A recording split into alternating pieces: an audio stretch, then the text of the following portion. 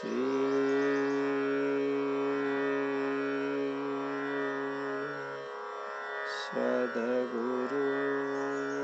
પરમાત્માય નમો નમઃ.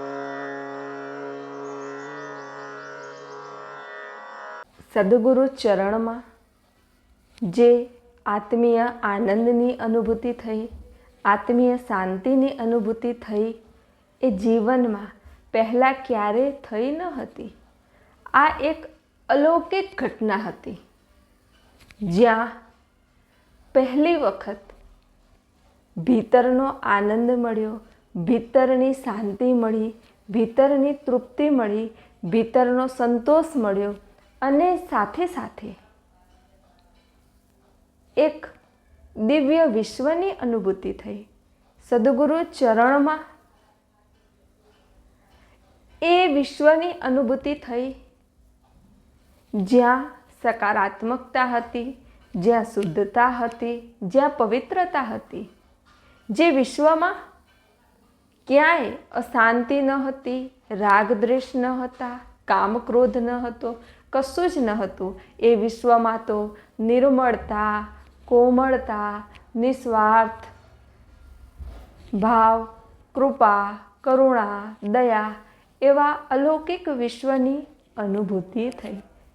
અને આ અનુભૂતિ લઈને જ્યારે હું ઘરે આવી ત્યારે મારું ચિત્ત તો સદગુરુ ચરણમાં જ હતું કે સદગુરુની પાસે એવો કયો ખજાનો છે, સદગુરુ પાસે એવું કયું જ્ઞાન છે. પછી વિચાર આવ્યો કે બહારથી જોવા જઈએ તો સામાન્ય મનુષ્યનું જીવન અને સદગુરુનું જીવન એક જેવું જ લાગે. જેમ કે સામાન્ય મનુષ્ય પણ ખોરાક લે, જમે, સૂવે, હરે ફરે, બરાબર. સદગુરુ પણ ખોરાક લે, સૂવે, જમે, હરે ફરે. બહારથી તો એક જેવું જ લાગે છે, પણ ભીતરથી બહુ જ જુદું લાગે છે. ભીતરથી જોવા જઈએ તો સદગુરુની અંદર એવી કંઈક અલૌકિક શક્તિઓ તો છે જ જે સામાન્ય મનુષ્ય પાસે નથી. કેમ કે સામાન્ય મનુષ્ય પાસે જવાથી કંઈ આવી અનુભૂતિ ન થાય અને આવો આનંદ ન મળે, આવી શાંતિ ન મળે અને આવા અલૌકિક વિશ્વની અનુભૂતિ ન થાય. જ્યારે સદગુરુ ચરણમાં જઈએ તો એ અલૌકિક વિશ્વની અનુભૂતિ થઈ, આનંદની અનુભૂતિ થઈ, શાંતિ મળી, એક દિવ્યતાની અનુભૂતિ થઈ. એટલે પછી મેં વિચાર્યું કે એનો મતલબ એ કે સદગુરુ કોઈ સામાન્ય મનુષ્ય નથી. સદગુરુ એટલે સર્વશ્રેષ્ઠ, સદગુરુ એટલે પરમાત્મા. એટલે જ તો એમના ચરણમાં આટલી દિવ્ય અનુભૂતિઓ થાય છે. પછી મને વિચાર આવ્યો કે હા, એટલા માટે જ તો ગુરુ બ્રહ્મા, ગુરુ વિષ્ણુ, ગુરુ દેવો મહેશ્વરા, ગુરુ સાક્ષાત પરબ્રહ્મા તસ્મૈ શ્રી ગુરુવે નમઃ. પણ પછી મેં કીધું કે સદગુરુનું સાનિધ્ય તો મળ્યું, સદગુરુના ચરણ તો મળ્યા, પણ સદગુરુની પાસે જે ખજાનો છે, જે જ્ઞાન છે, જે બ્રહ્મ જ્ઞાન છે, જે તત્વજ્ઞાન છે, જે અનુભૂતિ છે, એ કેવી રીતે મળે? એના માટે કયા રસ્તે ચાલવાનું, કયા ભજનમાં બેસવાનું, કયા ધ્યાનમાં બેસવાનું, કઈ સાધનામાં બેસવાનું, કયો મંત્ર બોલવાનો, ક્યારે મંત્ર બોલવાનો, અને એ સાધના, એ ધ્યાન, એ મંત્ર એ ક્યારે મળશે? હવે સદગુરુની પાસે જે ખજાનો છે એ મેળવવાનો માર્ગ એ તો ખબર નથી. પછી તો ભજન કરવા લાગી કે હવે સદગુરુ ચરણમાં ક્યારે જઈશ, હવે સદગુરુ ચરણમાં બેસવા ક્યારે મળશે? કેમ કે એ ચરણોમાં જે આત્મીય આનંદનો અનુભવ થયો એ જીવનમાં બીજે ક્યાંય થયો ન હતો. એટલે સ્વાભાવિક છે કે વારે વારે ત્યાં જવાનું મન થાય. એક વખત તમને જો ભીતરનો આનંદ મળી જશે ને, પછી વારે વારે ભીતરમાં ડૂબકી મારવાની ઈચ્છા થશે. જ્યાં સુધી ભીતરનો આનંદ નથી મળ્યો ત્યાં સુધી બહાર આનંદમાં ભટકવાની, બહાર ખુશીઓ શોધવાની ઈચ્છા થશે. પણ જે દિવસે તમને ભીતર આનંદ મળી ગયો પછી તમે શાંતિથી આંખો બંધ કરીને બેસી જ જશો, કેમ કે તમને ખબર પડી ગઈ કે એ ભીતરમાં જ છે. એવી રીતે અત્યારે મને એ પાકું થઈ ગયું હતું કે આનંદ સદગુરુ ચરણમાં જ છે. ત્યારે ભીતરનો આનંદ એવી કંઈ થોડી ખબર હતી, એટલી ખબર પડી ગઈ કે આનંદ સદગુરુ ચરણમાં છે, સઘળા તીરથ સદગુરુ ચરણમાં જ છે. અને જો પરાકાષ્ઠાએ પહોંચવું હોય, જન્મ મૃત્યુના ચક્રમાંથી છૂટવું હોય તો સદગુરુ ચરણમાં જ રહેવાનું. સદગુરુ ચરણ મૂકવાના નહીં, ગમે તે થાય. આ નિશ્ચય પાક્કો હતો. હવે સત્સંગ નો બહુ મોટો પ્રભાવ છે. અને એમાંય જે બ્રહ્મવેતા મહાપુરુષ છે, જેમને પોતાની અનુભૂતિ છે અને જે અનુભવ સિદ્ધ બ્રહ્મવાણી બોલે છે, એવા મહાપુરુષોનો સત્સંગ સાંભળવા માત્રથી ભીતરમાં પરિવર્તન થાય છે, ભીતરમાં જિજ્ઞાસા જાગે છે, ભીતરમાં લગ્ની લાગે છે. જો એ મહાપુરુષ સાચા હશે, બ્રહ્મનિષ્ઠ હશે, અનુભવ સિદ્ધ હશે તો તમારા હૃદયમાં પરિવર્તન થશે જ. હા, પણ સાથે સાથે તમારી એ લગ્ની હોવી જોઈએ, તમારી એ શુદ્ધતા હોવી જોઈએ, તમારી શુદ્ધ ઈચ્છા હોવી જોઈએ. તો આવો જ એક ભક્ત હતો. એ ભક્ત બસ સ્ટોપ હોય કે રેલવે સ્ટેશન હોય ત્યાંથી સામાન ઉપાડવાનું કાર્ય કરતો હતો. એટલે એને જીવનમાં એક નિયમ લીધો હતો કે હું સામાન ઉપાડીને મુસાફીરને એના સ્થાને મૂકવા જઉં તો પહેલાં એક બોલી કરવાની કે કાં તો તારે મારી કથા સાંભળવાની, કાં તો તારે મને કથા સંભળાવવાની, કાં તો તારે મારો સત્સંગ સાંભળવાનો, કાં તો તારે સત્સંગ બોલવાનો, તો જ હું કાર્ય કરીશ. એ ભક્ત ગુરુ ભક્ત હતો, ગુરુનિષ્ઠ હતો, ગુરુ પ્રત્યે શ્રદ્ધા વિશ્વાસ હતો. એટલે એને એવો નિયમ લીધેલો હતો. તો એ તો રેલવે સ્ટેશને ઊભો રહ્યો અને એક મુસાફિર મળ્યો. એને કીધું કે આટલા સામાન છે, તું ઉપાડી લે, તને આટલા પૈસા આપીશ.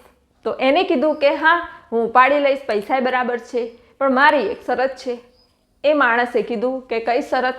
કે જુઓ, રસ્તામાં તમે મને સત્સંગ સંભળાવો કાં તો હું તમને સત્સંગ સંભળાવીશ, તો જ હું તમારો સામાન ઉચકીને ત્યાં મૂકીશ.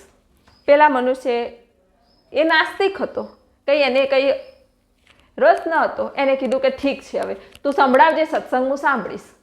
એટલે આ તો ગુરુમુખ વાણી બોલતો હતો. એટલે એને તો સદગુરુનો સત્સંગ શરૂ કર્યો કે સદગુરુ સાક્ષાત પરમાત્મા છે. સદગુરુ ચરણે જવાથી આધિ વ્યાધિ ઉપાધિ દૂર થાય છે. સદગુરુ ચરણે જવાથી આપણી અંદર જે નકારાત્મકતા છે એ દૂર થાય છે અને આપણા જીવનમાં પરિવર્તન આવે છે. દરેક જન્મમાં વસ્તુઓ મળી, પદાર્થ મળ્યા, બધુંય મળ્યું, તો એ મૃત્યુ સમયે એવું થયું કે જીવન વ્યર્થ ગુમાવ્યું. જે મેળવવાનું હતું એ તો મેળવ્યું જ નહીં, પણ આ જન્મમાં જીવતા જીવ એ અનુભવ થયો કે જે મેળવવાનું હતું એ મેળવી લીધું. હવે મૃત્યુ આવે તો પણ કંઈ ચિંતા નથી. એટલે કે જે હાલમાં છે, પ્રગટ છે, જીવન છે, એવા મહાપુરુષોના ચરણોમાં બેસવાથી જ આપણો ઉદ્ધાર થાય છે, જીવની સદગતિ થાય છે. એવો સત્સંગ આ મનુષ્ય બોલતો હતો અને પેલો મુસાફિર સાંભળે ન સાંભળે અને ચાલે જતો હતો.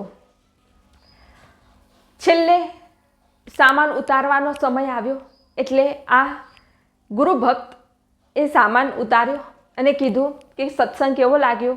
મુસાફિરે કીધું કે કયો સત્સંગ, શું બકવાસ કરતો હતો, મેં તો કંઈ સાંભળ્યું નહીં. કે પહેલાંય કીધું કે તે સાંભળ્યું નહીં. પછી ગુરુ ભક્ત હતો એટલે થોડા ચક્રો જાગૃત થયા હતા.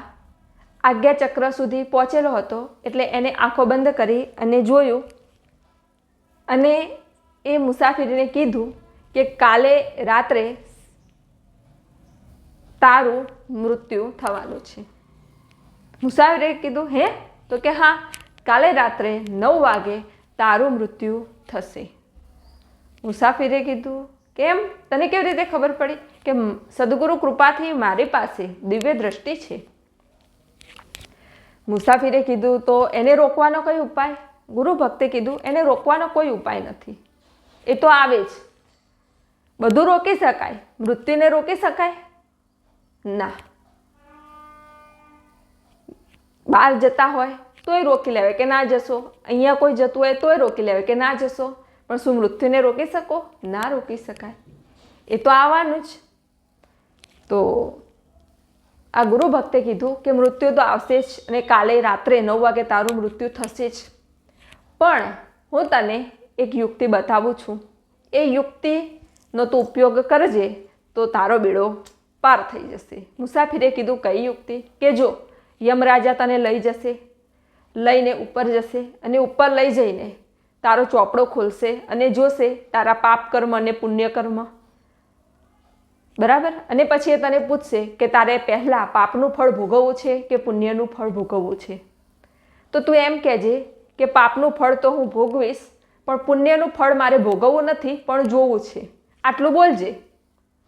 એટલે તારી આગળ ઉચ્ચ ગતિ થશે. મુસાફિરે કીધું સારું. મુસાફિર તો ઘરે ગયો અને સત્ય થયું, બીજા દિવસે 9 વાગે એનું મૃત્યુ થયું. એનું સૂક્ષ્મ શરીર યમરાજા લઈ ગયા ઉપર લઈ જઈને ચોપડો ખોલ્યો. બધા જ પાપ કર્મો છે, પુણ્યકર્મ એક જ છે. એને કીધું કયું? તો કે પેલા ગુરુ ભક્ત જોડે રહીને જે સત્સંગ સાંભળ્યો એ પુણ્યકર્મ છે. તો કે બોલો, પહેલાં તમારે પાપ કર્મ ભોગવવું છે કે પુણ્યકર્મ? એટલે આને તો ભણાયેલો હતો એટલે એને કીધું કે મારે પાપ કર્મ જ ભોગવવા છે, પુણ્યકર્મ અત્યારે ભોગવવા નથી, એનું ફળ મારે ખાલી જોવું છે. કે હે જોવું છે? યમરાજાએ કીધું આવું તો કે કોઈ દિવસ કોઈએ કીધું નથી. એટલે એ થોડા મૂંઝાયા, ધર્મરાજા પાસે ગયા કે આવી ઘટના ઘટી છે, શું કરવું? તો એમને ખબર ના પડી. તો કે ચલો ભગવાનના ચરણે જઈએ, ભગવાનને જ પૂછીએ. ભગવાનને પૂછ્યું, ભગવાને કીધું. પેલા ભગવાને જોયું આંખો બંધ કરીને કે આ તો મારા ભક્તે જ આને શીખવાડેલું લાગે છે. ભગવાને કીધું લઈ આવો એને. તો આ પેલા મુસાફિરને લઈ જાય છે ભગવાનની સામે અને ધર્મરાજા ને યમરાજા જતા રહે છે. પછી મુસાફિર પૂછે છે કે ભગવાન આપના દર્શન કરીને હું પાવન થયો. મુસાફિરે કીધું કે મારે પુણ્યનું ફળ ભોગવવું નથી પણ જોવું છે.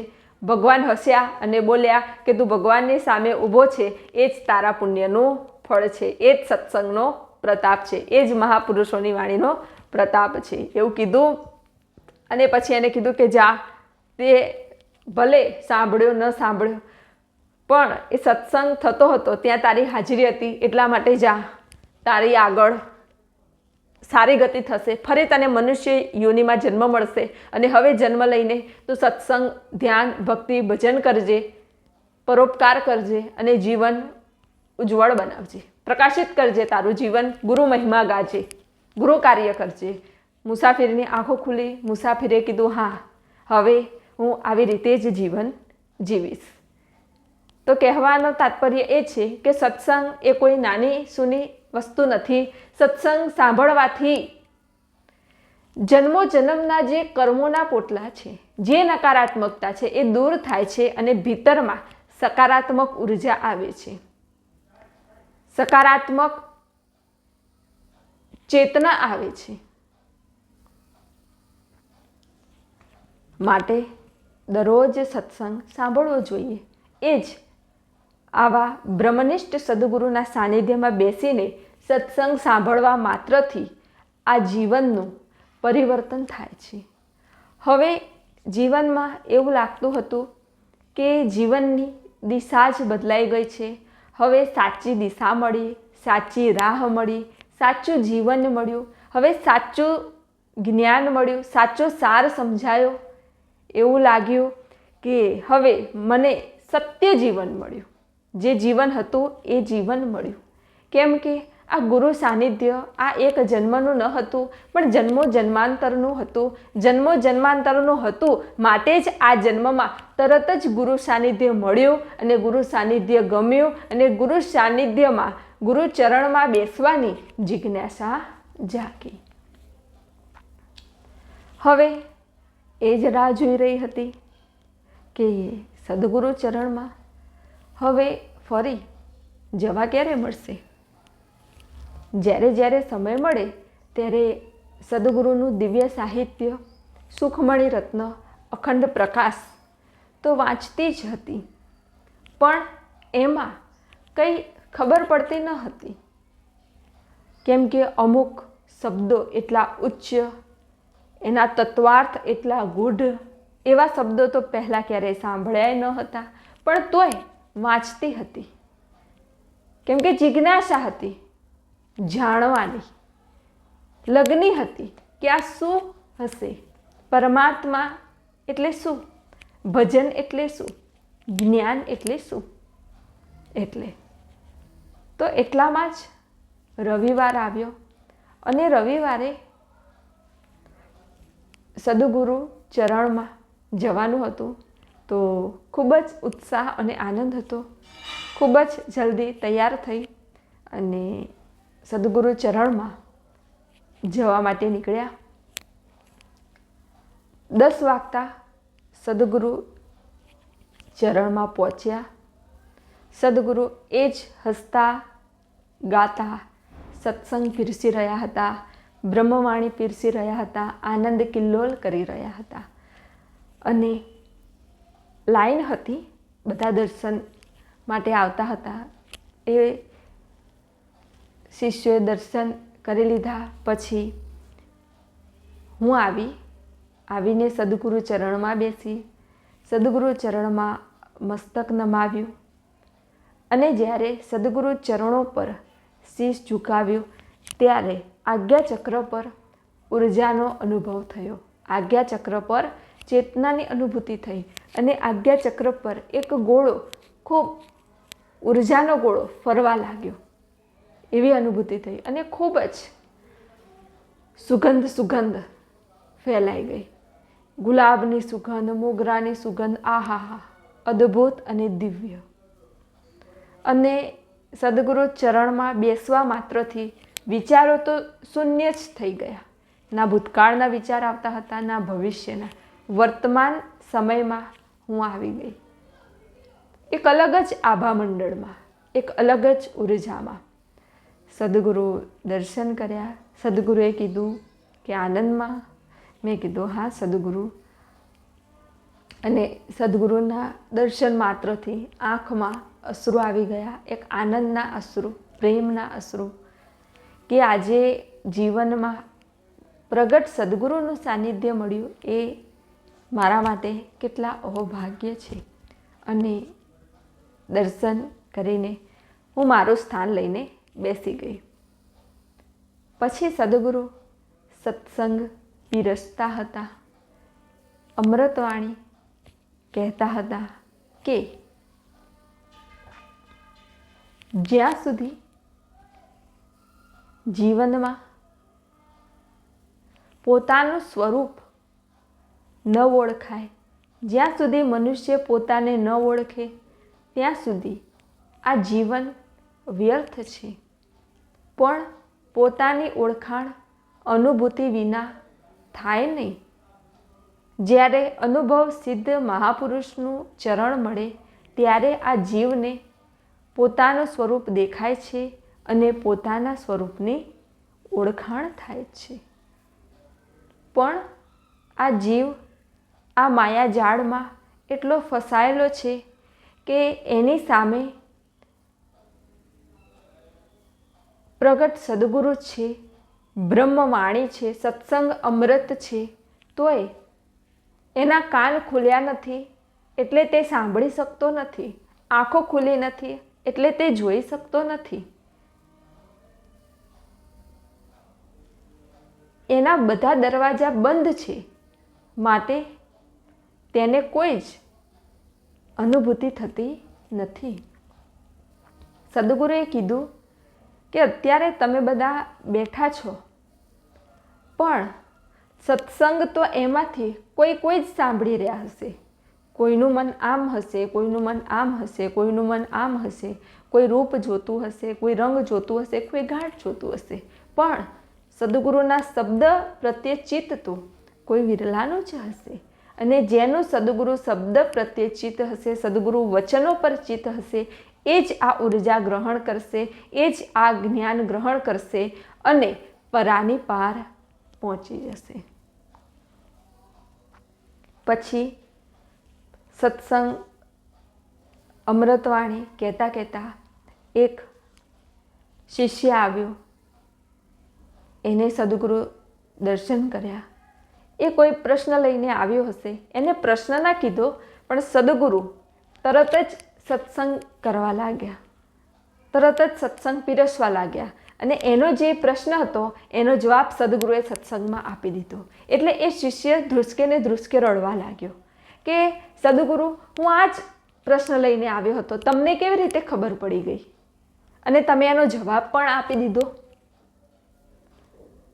એ ખૂબ ભાવ વિભોર થયો અને સદગુરુને સાષ્ટાંગ પ્રણામ કર્યા. એટલે સદગુરુ અંતર્યામી છે.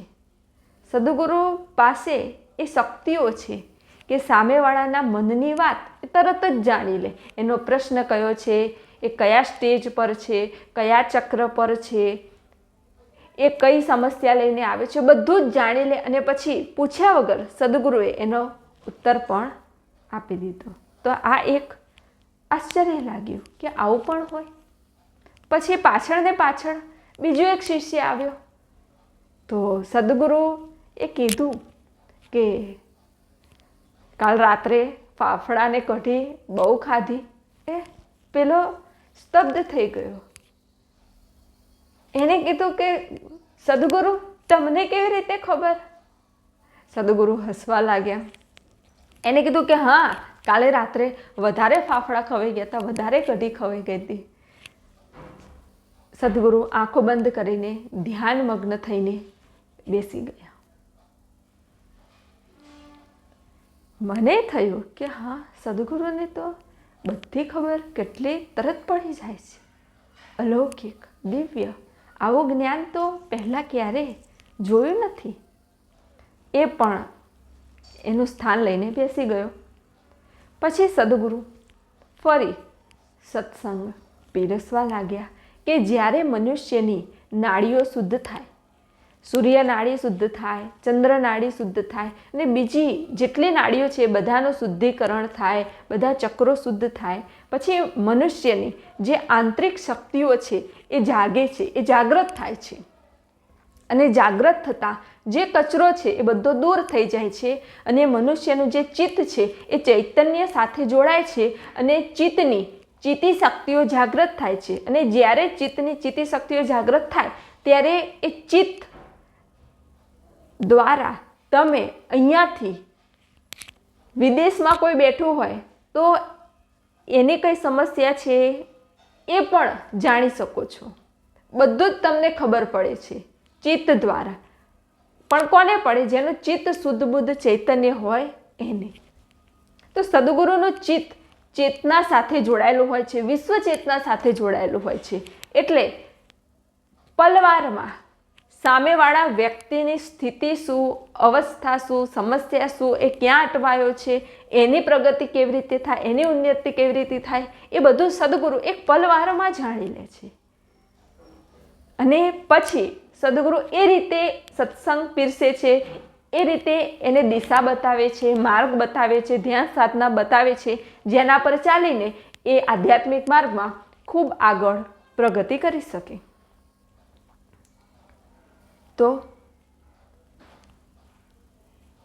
આવા બ્રહ્મનિષ્ઠ સદગુરુ જે શરીરમાં હોવા છતાં પણ વિદેહી છે, જે જીવન મુક્ત છે, એવા સદગુરુના ચરણમાં બેસવા માત્રથી આત્મલાભ થાય છે. તો આવો દિવ્ય સત્સંગ સદગુરુએ પીરસ્યો. પછી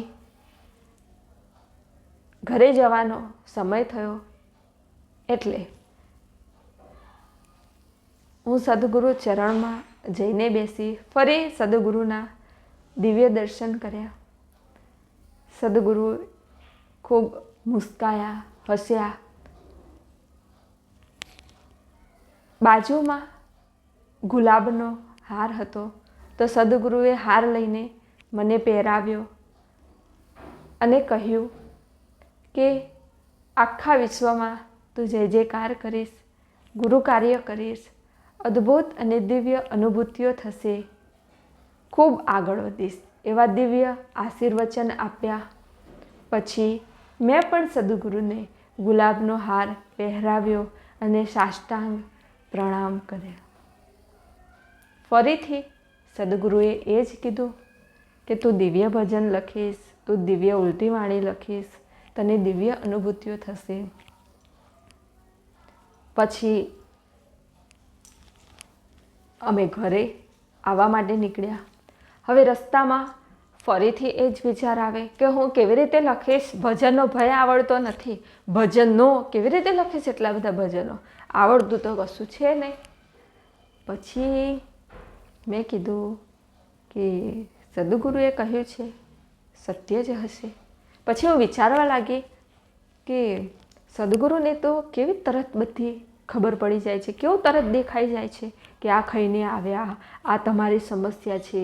પછી મેં વિચાર્યું કે જેવું એ બધાને દેખાતું હશે એવું સદગુરુને મારું પણ દેખાતું હશે કે આ ભજનો લખશે, આમ લખશે, તેમ લખશે, એટલે સદગુરુ કહેતા હશે. પછી મને પૂરો ભરોસો થઈ ગયો કે સદગુરુ તો સર્વને કંઈકનું કંઈક, કોઈની સમસ્યા હોય તો કે, કોઈને રોગ હોય તો કે, એવું બધું કહે જ છે. તો એવી રીતે મારું પણ દેખાતું હશે એટલે મારું પણ કીધું. પણ મેં કીધું હવે ક્યારે લખીશ, કેવી રીતે લખીશ અને માર્ગ ક્યારે મળશે.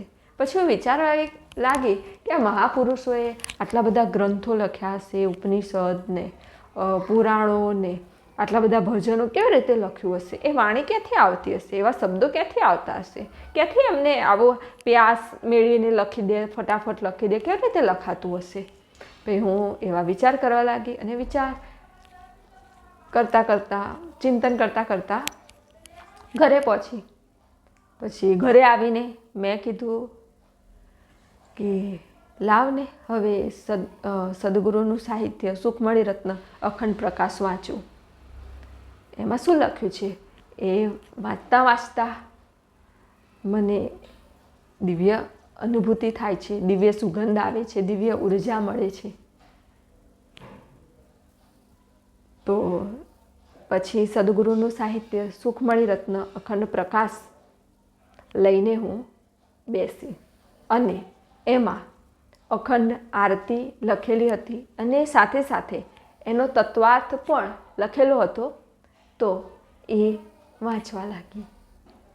જે મહાપુરુષો પ્રગટ હોય, હાજર હોય, એ મહાપુરુષોએ લખેલું સાહિત્ય જ્યારે આપણે વાંચીએ છીએ ત્યારે એ સાહિત્યમાંથી આપણને ઉર્જા મળે છે, ચેતના મળે છે.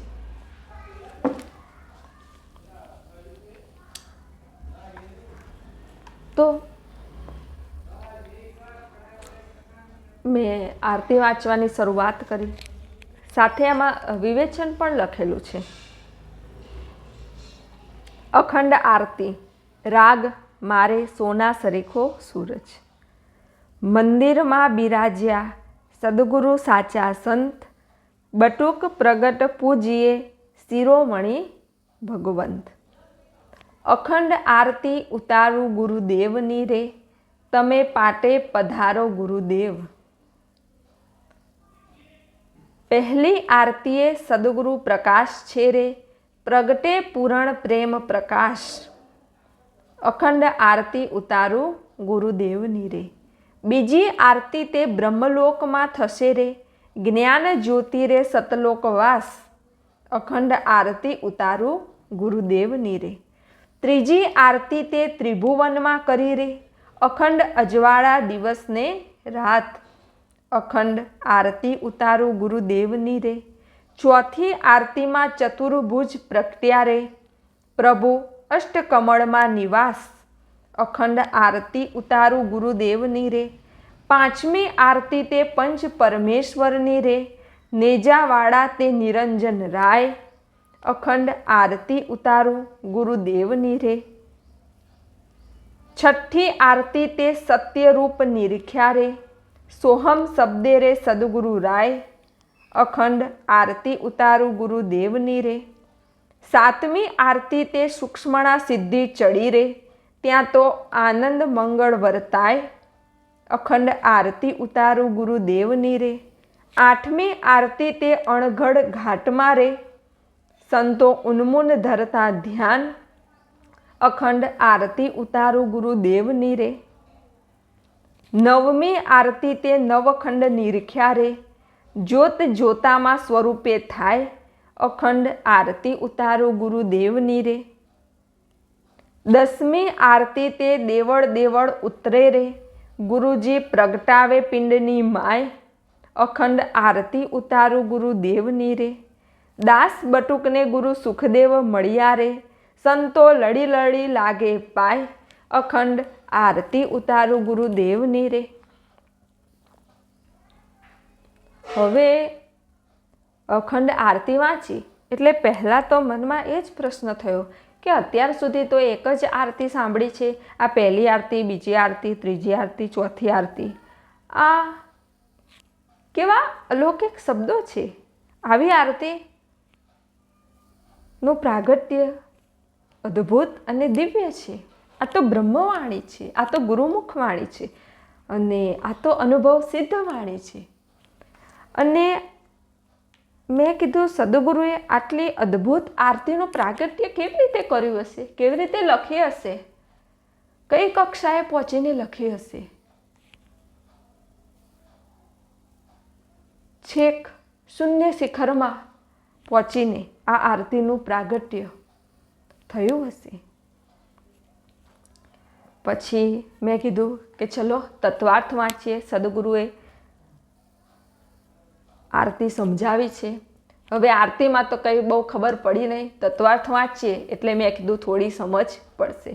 તો ચલો હવે આપ સર્વને તત્વાર્થ વાંચીને સંભળાવું છું.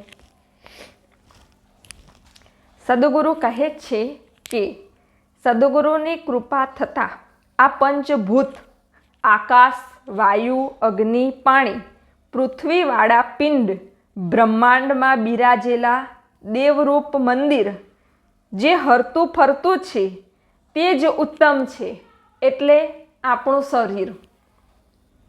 બીજા પથ્થરથી બનાવેલા મંદિરોને આ હરતા ફરતા ચેતન પિંડ બ્રહ્માંડના આધારે રચના કરાઈ છે. પરંતુ ચેતનનું ખંડન ને જળનું મંડન કરી જ્ઞાનનો પ્રકાશ થતો નથી. એટલે પ્રગટ જે તત્વજ્ઞાની પુરુષ હોય, સર્વશાસ્ત્રનો સાર કાઢી જે તત્વચિંતન આપે, એ જ જે આ મસ્તકરૂપી શિરની અંદર મણી ગોઠવાયેલો છે, એના અજવાળે દ્રષ્ટા અને દ્રશ્ય દેખાય છે. સદગુરુ કૃપાથી જે ખંડન થતું નથી તેવું સદગુરુની કૃપા તો હરેક ઉપર છે, પરંતુ કૃપા પાત્ર થવા, શરણાગતિ સ્વીકારે તો જ આ તત્વજ્ઞાનની પ્રાપ્તિ થાય. એ તત્વજ્ઞાન દ્વારા સદગુરુની જ્યાં ધ્રુત, તેલ કે રૂ વગર અખંડ આરતી ગગનમંડળમાં જલી રહી છે. માટે હે ગુરુદેવ, આ પંચભૂતના દેહમાં આપ પ્રગટ થઈ જ્યાં ગગન ભેદ ટંકાર થાય છે તેવા બ્રહ્મલોક બ્રહ્મ ઉવાચ સતચિત આનંદ તારા પિંડમાં જાગીને જો ઈશ્વર અને તું જુદો નથી, તારા અસલ સ્વરૂપને ભૂલીશ નહીં. આ ત્રિભુવન માહી કેવળ પંચભૂત, પંચમાત્રા, પંચકોશ, 5 વાયુ, 5 ઉપરામ વાયુ, પ્રજ્ઞાગુણ, 25 પ્રકૃતિ, પંચ વિષય, તેમાંથી તું તે કાંઈ નથી. ત્રિવેણી તખતમાં દિવ્ય લોચનની કળાથી ધ્યાન ધરી જો અને ચોથા પદેથી ચતુર્ભુજ એ જ ચાર અંતકરણ ચતુર્ભુજ સ્વરૂપનું વર્ણન છે. અવિનાશી ચતુર્ભુજ દર્શન થાય તારા દોદલ દિવ્ય દ્રષ્ટિથી આદિ અનાદિનું સાચું ભાન થશે. આ અષ્ટકમળ પહેલું ચરણ કમળ, ગુદા કમળ, લિંગ કમળ, નાભી કમળ, રુદા કમળ, કર કમળ, મુખા કમળ, ચક્ષુ કમળ. પંચભૂત તો અજર અમર ને અવિનાશી છે. પંચભૂતના અંશને લઈને આ શરીરનો ઘાટ તૈયાર થાય છે ને વિલીન થાય છે. પરંતુ જ્યાં સુધી 52 ગજનો નેજો ફરકતો હોય, નીર એટલે પાણી, અંજન એટલે આંખ પ્રકાશિત રહે અને છઠ્ઠી ભૂમિકાએ પહોંચી સત્યરૂપ ત્રિગુણાતીત 52થી પર છે તેવા સ્વયં પુરુષનું પ્રગટ જ્ઞાન થશે. ઓહમ ઉઠત હે, સોહમ સમાત હે, સોહમ તે તું જ છે. ત્યાં જવા માટે સૂક્ષ્મણા વાટે ઉપર ચડી એટલે ત્યાં આરતી તક મળી. પણ ઓમકાર સૃષ્ટિના સ્વરૂપને વિકસાવા 3 માત્રા અકાર, ઉકાર, મકાર એવા ઋષિમુનિઓ ઓમને પ્રગટ ધ્વનિ મંત્ર કહે છે, પરંતુ ગુરુગમ તેથી પર છે. આ આરતી અણઘડ જેનો ઘાટ કોઈએ ઘડ્યો નથી એ કુટસ્થ બ્રહ્મ છે, જે કપાતો કૂટાતો નથી. તેવો અપાર જે કોઈનો માતા પણ નથી અને પિતા પણ નથી. સદગુરુની દિવ્ય દ્રષ્ટિથી જ્યાં ઉન્મૂન પદમાં સ્થિર થવાય, પરંતુ પંડિત કવિ જે સંતોની વાણી તે બધા વાક્યો તમારા ગુણગાનથી સુશોભિત છે. આવી નવખંડની અદ્ભુત રચના જોઈ એમાં આ સંસારના નીચેનો ભાગ છાસ કહેવાય છે, તેમાં કોઈ સ્વાદ નથી.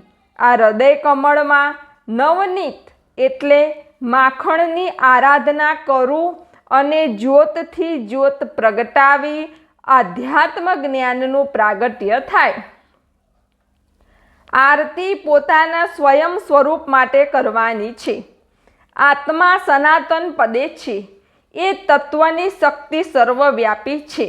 સત્ય હંમેશા કડવું હોય છે અને કડવું ઔષધ મહારોગને મટાડે તેમ સત્ય અસાધ્ય મહાઅજ્ઞાનને દૂર કરે છે.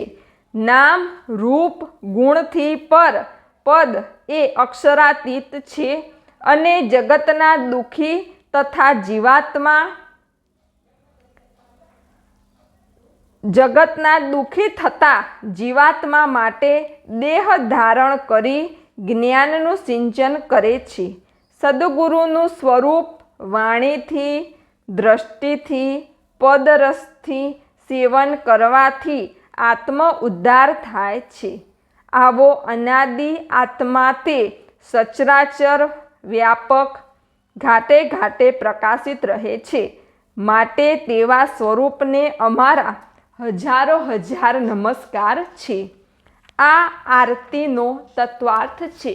હવે આ તત્વાર્થ વાંચતા મારા મનમાં તો ઘણા પ્રશ્ન થયા કે આ વળી કેવી આરતી છે, જે અંદરની આરતી છે.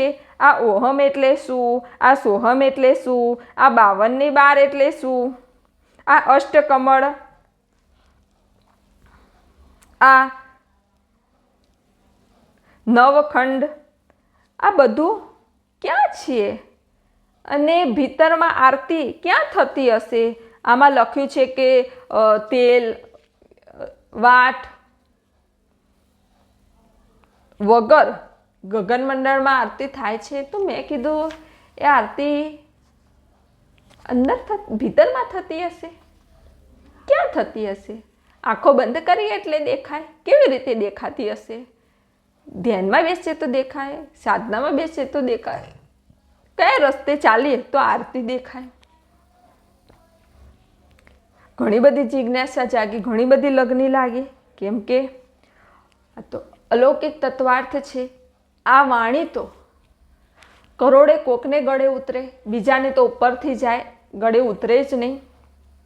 કેમ કે આ તો ઘટ ભીતરની વાત છે, ભીતરની વાત છે, બહારની વાત નથી. એટલે જલ્દી જગતને ગળે ના ઉતરે, કેમ કે જગત આખું બહાર ભટકે છે. આ કોને ગળે ઉતરે? જે ભીતર પહોંચેલા છે, જેને ભીતરનું જ્ઞાન છે, ભીતરની અનુભૂતિ છે, એને આ ગળે ઉતરે. હવે આ વાંચતા જ ઘણી જિજ્ઞાસા જાગી, પણ પછી મનમાં થયું કે હવે થાય શું?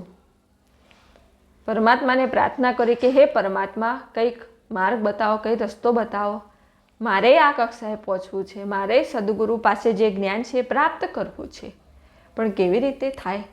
પછી મનમાં થયું કે સદગુરુ સાનિધ્યમાં જવાનું, સદગુરુ ચરણમાં બેસવાનું, એટલે આપમેળે બધું જ પ્રાપ્ત થઈ જશે.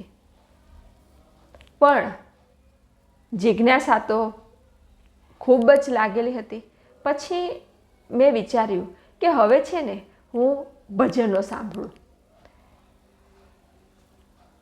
જે મહાપુરુષોએ ભજનો લખેલા છે, જે ભજનો ગાયેલા છે, એવા ભજનો સાંભળું. તો મને ભજનો સાંભળવાનો રસ લાગ્યો. પછી હું બધા મહાપુરુષોના ભજનો એક પછી એક સાંભળવા લાગી. એમાંય કોઈ સાદા સાદા ભજનો હોય તો એમાં સમજણ પડતી, પણ પછી આવા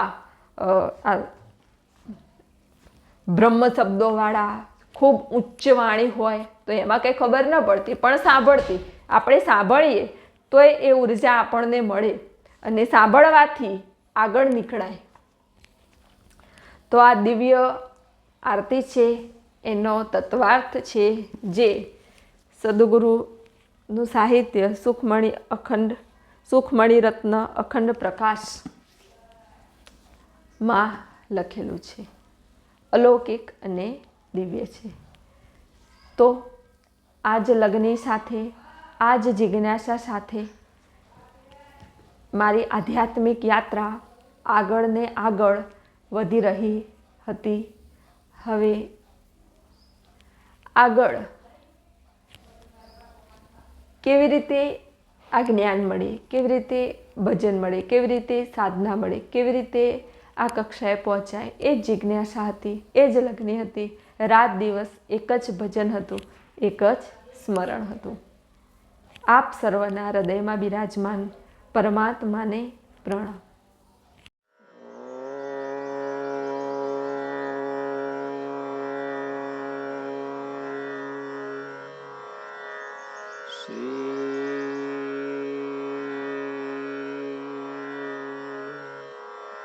સદગુરુ